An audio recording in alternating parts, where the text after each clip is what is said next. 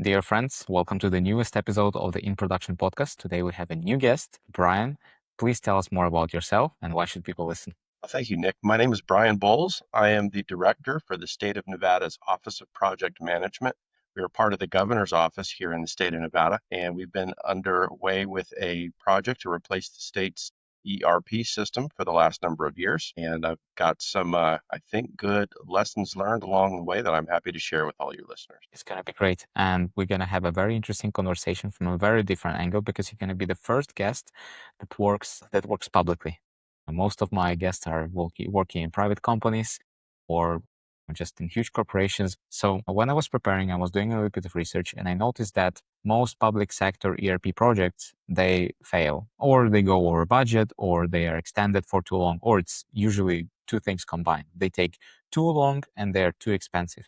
But Nevada phase one hits the timeline. Can you tell me and to the audience what was the biggest reason why most of the ERP projects in public sector do fail, and what did your team do differently? Well, Nevada was certainly a victim of a ERP project failure prior to the Core NV project. We had a previous project called Smart 21. It was the same office here that I'm running now and the same goal, but it did fail. And the Core NV project was us trying again with part two.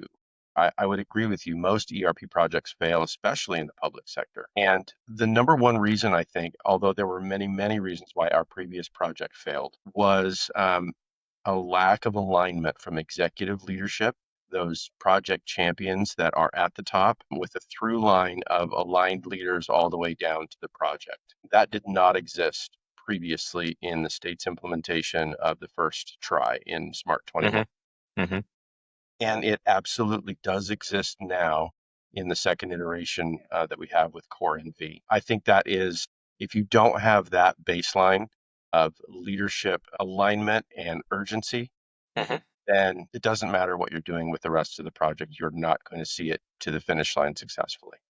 And when we're talking about leadership, I mean, you have a very interesting profile. You've been a Coast Guard, you've been in with criminal investigations. Those are, very high, those kind of environments that require you to make decisions fast and make the right decisions. You have very low margin for the error.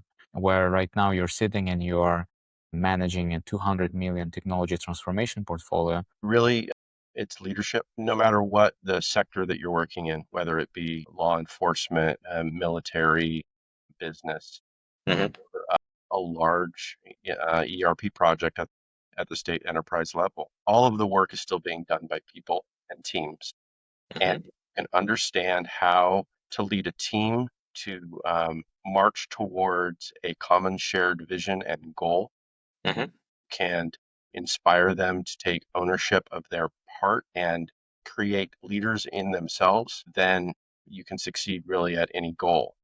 When I came in, obviously my background does not mesh with the typical background of someone leading a large project like this. And I just approached it from a leadership perspective. How can I create a team that worked well together, that was dynamic, and that was able to fill in for the subject matter expertise that I lacked while I was able to clear roadblocks out of their way. So really it's about teamwork and energizing your team to be able to do the work for themselves. The other thing that I think that was really important that I brought from my past was you don't have an opportunity to fail. When you're in a law enforcement environment that's very high stakes, you're doing something that could potentially be the highest stakes. You have to do your work, you have to plan, and then you execute, and you know that your plan is going to fall apart the moment that it meets the first level of friction, and you can't stop and think about it. Sometimes you just need to keep pushing and execute to success. That sense of urgency and the never say die kind of mentality has served us well here as we push through, especially the first more critical and building phases of our project, where failure was not an option. We had huge impacts if we didn't meet our timelines. And so just that overall mentality that we brought in from the outside to the IT space, I think served us in great success. Very interesting. So basically, the formula of your successful cocktail was from one hand, you you put stakes high, and from another end, you strategically draw such an attractive point B where the whole organization, where the whole team needs to go, that every person of that team sees themselves developed in that point B, and they want to be in that point B. So I think that's like really the main trait of the successful leader. Can you imagine, can you describe such a point B that everybody on your team wants to be there and they see their place there? Because then everybody's going to be pushing themselves, out of the limits and would be able to actually deliver on those timelines that you mentioned. Sure. It's actually one of the techniques that I used to get to recruit folks to join our team. Many, I'd say 80, 90% of the members of our team are tenured public sector state employees. And state employees, as a general rule, are risk averse. Is sometimes the reason why folks join public service is because of the stability as opposed to the lucrative nature of our paychecks. We tend to do work for less than we could get in the private sector. But those state employees also all strive to excellence, and they all want to do the right thing. They want to involve themselves in public service. We all have a servant's heart if you come work for the public sector. And all of those folks that have been working in the state for sometimes 20 plus years, sometimes as little as one, uh, had all experienced the status quo of gridlock that our old systems kind of enforced on how the state did its business. We all felt the pain, especially those that had been here a long time. And they knew that a new solution, a new set of tools that we could use to get the state's work done and provide better service to our constituents was something that they wanted to be a part of. But also being very risk averse, this is an office that is supposed to cease to exist at the end of our project. So there's risk there. And what I told my prospective employees and what I tell my current employees now is that they have an opportunity to be on the ground floor of that change that is going to come into the state of Nevada, change the way we work, and change the way that we can provide for our citizens. And they themselves will become, what I've told them is, they will themselves become the little gold nuggets of expertise that all of the departments that they came from and that they will eventually be going back to when we're done with our project. They are going to be desirers of their skill set and their knowledge more than anybody else in the state. So not only are you doing the work to better the state of Nevada, You're improving ourselves. you're improving yourself and you're making of yourself the most attractive candidate for your next job down the line that you possibly can. And so you're betting on yourself. I love this. And this is a very good approach that allows you to actually move the needle.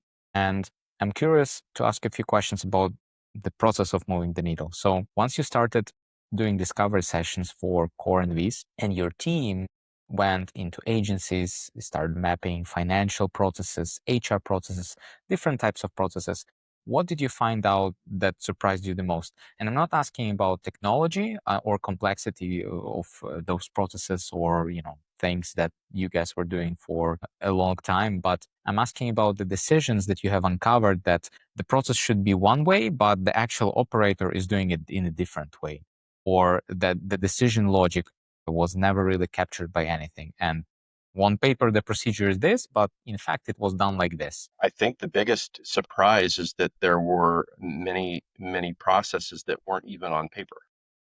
Okay. They were only perpetuated by learning from your predecessors.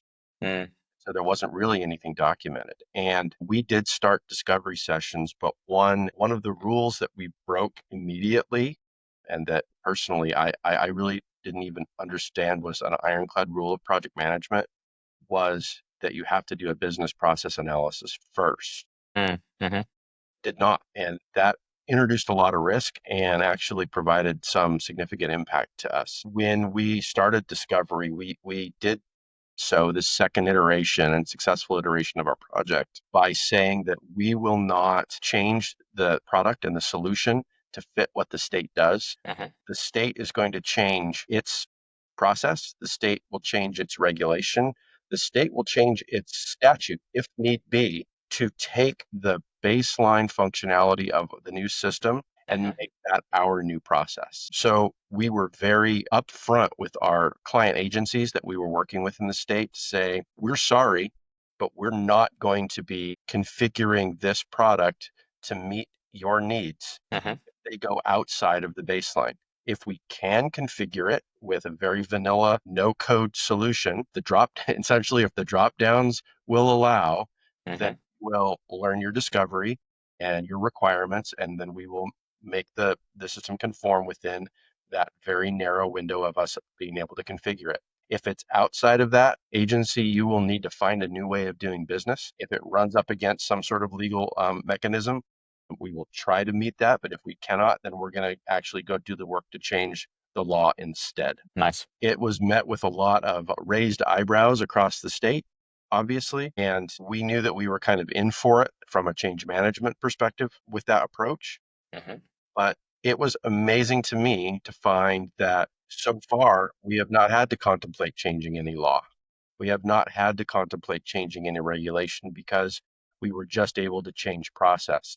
The system actually met what we needed from a MVP perspective, at least, and we haven't had to go there. So that was a point of inflection for us when we realized that our approach was working and the solution we chose was going to be able to meet our needs long term. Mhm. Very interesting. And right now you guys are in phase 2, right? That's correct. So I'm curious because it's very easy as the leader to think that, and I see this mistake in a lot of different environments. Whenever the thought that the transformation program, the soon as it crosses the finish line, then it's done. Like it doesn't require anything from you, and that's a big mistake because you kind of have like an entry ticket that you buy to get the program done, and then you have the riding ticket, the maintenance ticket for the thing. So I'm curious, how does it look like from your perspective, wherever you already finished phase 1 and you have phase 2 that you're in actively in? How does those two things coexist? How does the maintenance or observation of changes that you guys implemented in the phase 1 still help you, I don't know, maybe do something in phase 2, or maybe how do you allocate resources when you understand that something needs to be fixed in phase 1 because, I don't know, something changed? How do you marry those two? Well, that is something that going as fast as we did, it was a mistake that we made early in not providing a plan for the support and maintenance of phase 1 during the interim between phase 1 and the end of phase 2, which will signal the end of our implementation. Yeah, we did not see that coming as soon as we should have. And we were unable really to add additional resources to meet that need in a timely fashion. Being in the public sector, we rely on our legislatures to provide those resources. And Nevada is kind of unique in the US in that we only meet on a biennial basis. So every 2 years for our legislature, not every 1 year. So our planning needs to happen 2 years prior to the execution of that plan. And we were kind of stuck behind the eight ball because we did not get in front of that particular issue. So we have to use our project implementation resources, and we peeled some of them out to do production support. So it has been draining our capacity for phase 2, certainly. We were able to get some resources added, but those have not yet come to fruition. We have to wait until our next fiscal year until we can get some more resources on board. So really, we're in a state of maintenance of the minimum viable product. I mean, we implemented a minimum viable product in phase 1. It just got us off our old legacy systems, which is why we needed a phase 2 to add on all the rest, right? Yeah. But from a production standpoint, we only tackle the critical issues because that's what we have the capacity to do. And we are deferring some of the bells and whistles that come along with feature set releases over the year, which is a typical SaaS model, only bringing forward those items within those feature set releases that are critical bug fixes or security patch updates.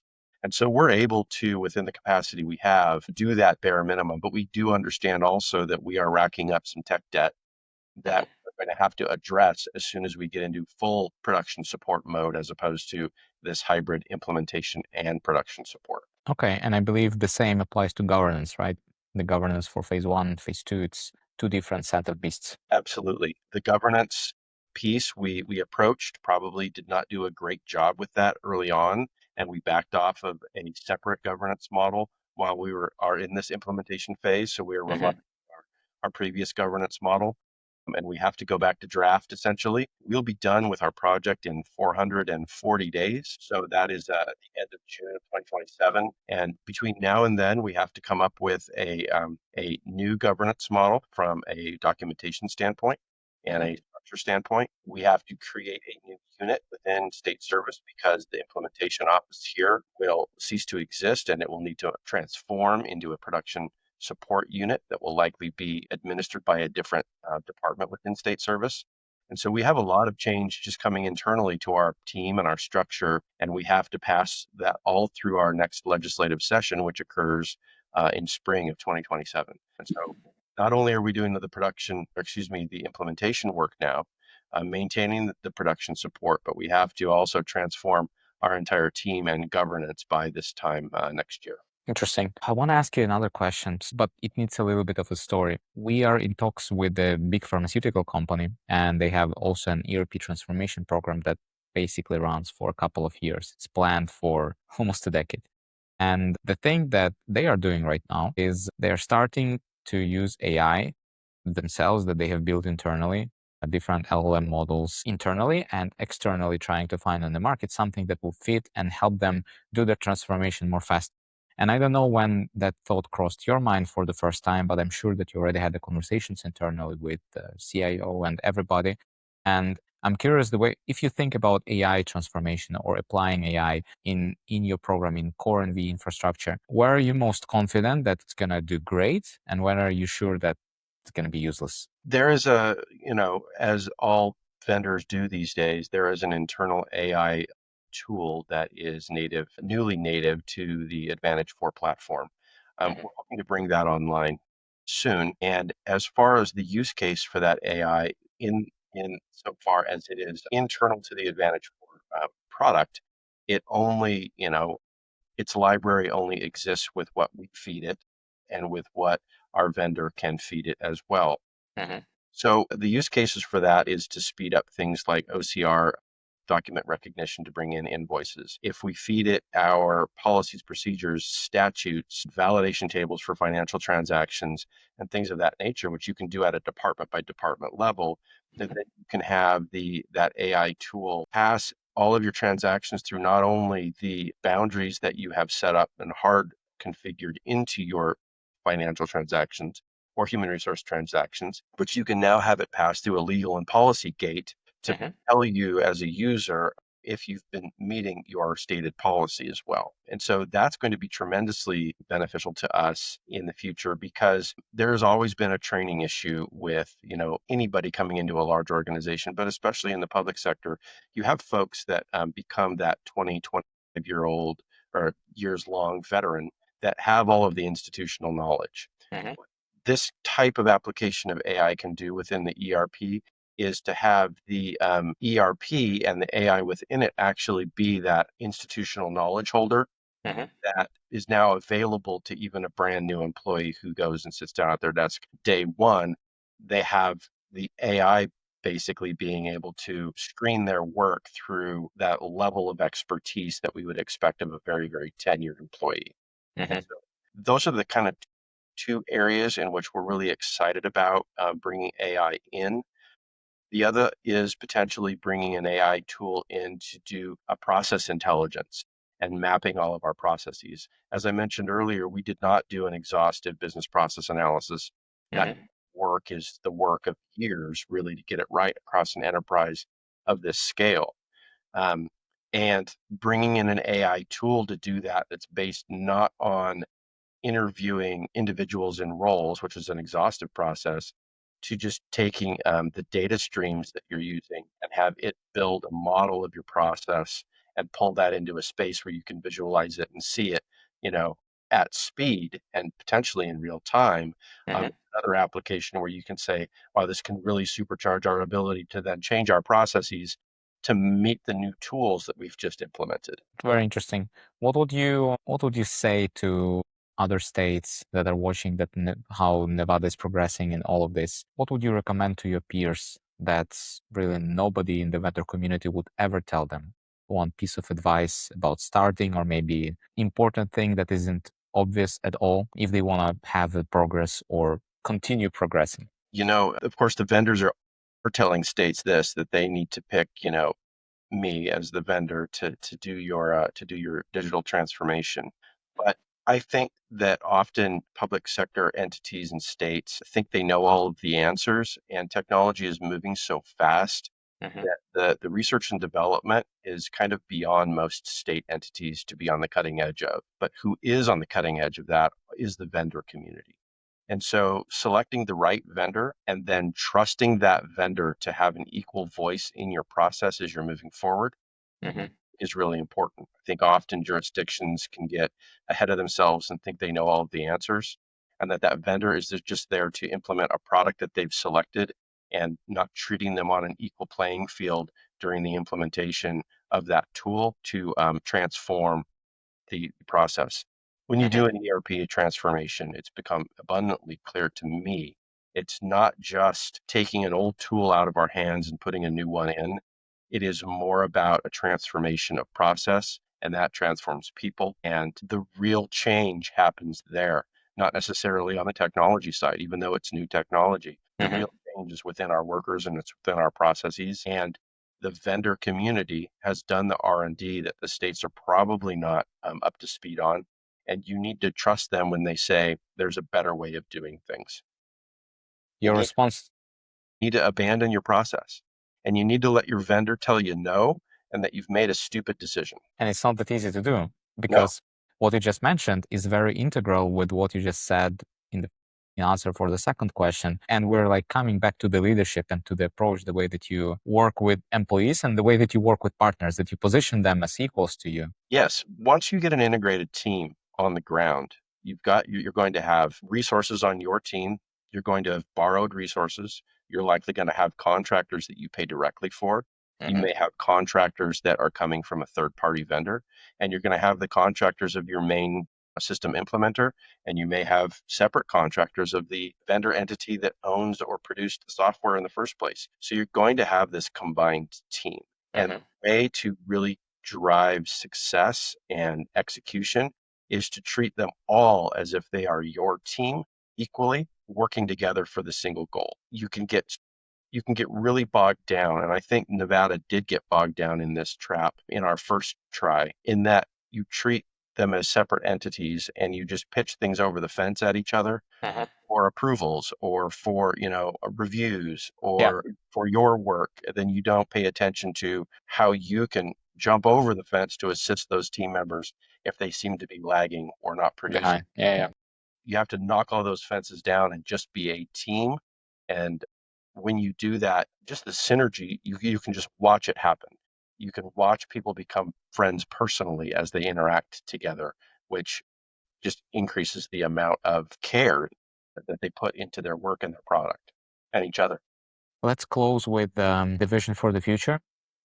How do you think? Let's take fast forward 5 years from now, maybe more. How does a well-run state government look like in terms of how it uses AI with modernized ERP foundation, maybe with modernized technical foundation? What has to change the way where you see things are right now in terms of technology, in terms of organizational readiness, in terms of how people perceive the change and transformation to where it already happened? So I'm trying to understand if we can you please describe a point B, like ideal point B, where you think things should go to?